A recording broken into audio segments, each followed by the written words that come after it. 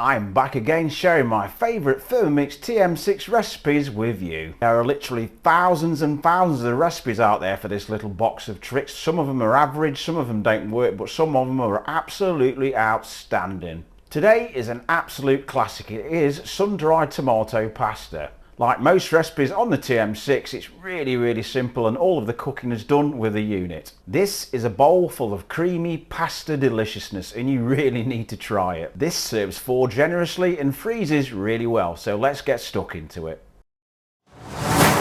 Okay, as I say, let's do this. One of my favourite Thermomix dishes, which I cook probably once every couple of weeks, creamy chicken and sun-dried tomato pasta. As I'm sure you know, the Thermomix, unless you don't own one, the Thermomix pre-weighs everything, but for the purpose of the video, to make it flow better, I've already pre-weighed everything already. So 70 grams of brown onion cut into halves. Next, 2 garlic cloves, because I love garlic, I'm adding 3. Next, 1 sprig of flat leaf parsley, leaves only, and I'll tell you something now, there's no way I'm stripping parsley off the stalk, so I've just roughly chopped about a tablespoonful and in you go. 1 sprig of fresh basil, again we can improvise, I have no fresh basil, so oregano, dried oregano it is. It's a pasta dish, so just tap about a tablespoon of that in. 1/4 or 1/2 of fresh red chilli. This is entirely up to you, I like to add a bit, but it is a pasta dish, so if you want to leave it out, feel free. Just puts that tiny bit of heat in the background. Next, already weighed, there you go. Next, how easy is this? Insert measuring cup into mixing bowl lid, and this is when it will saute. So turn speed selector to 7 and cook away. Next, scrape down sides of mixing bowl with spatula. It's done a very good job of chopping everything up. Next, place simmering basket instead of measuring cup on mixing bowl lid, so this is actually where it will saute. So turn speed selector to 1 for 3 minutes. See you then.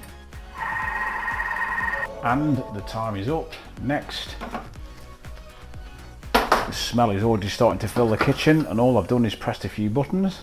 Reset that tear. Add 500 grams of diced chicken breasts. Just for the record, I've already seasoned this chicken breast. My tip to you, get your seasoning on your meat first. A little bit of salt, a little bit of pepper. It's just going to bind to the meat and give you a better result. Next, 250 grams of whipping cream. If you don't have whipping cream, double or heavy cream would work just as well. This is where it gets a little bit naughty, makes it slightly unhealthy, but there we go.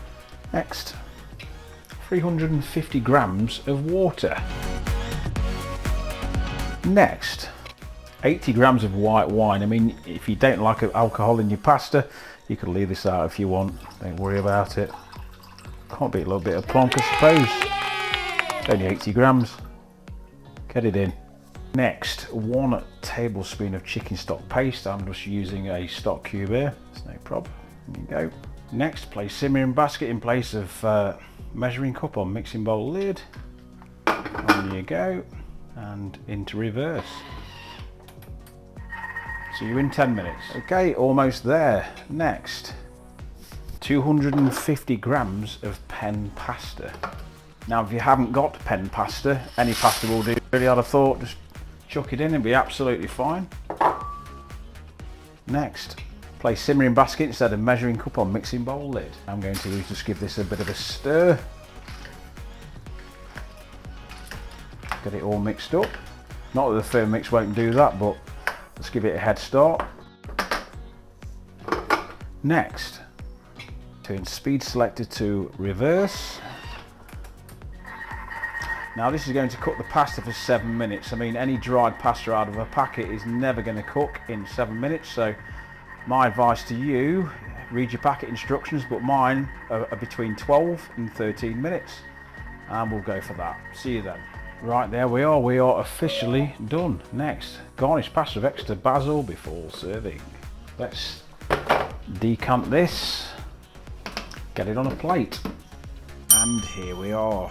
As I mentioned at the beginning of this video, all of this recipe is cooked in the Thermomix, no need for a stove or oven.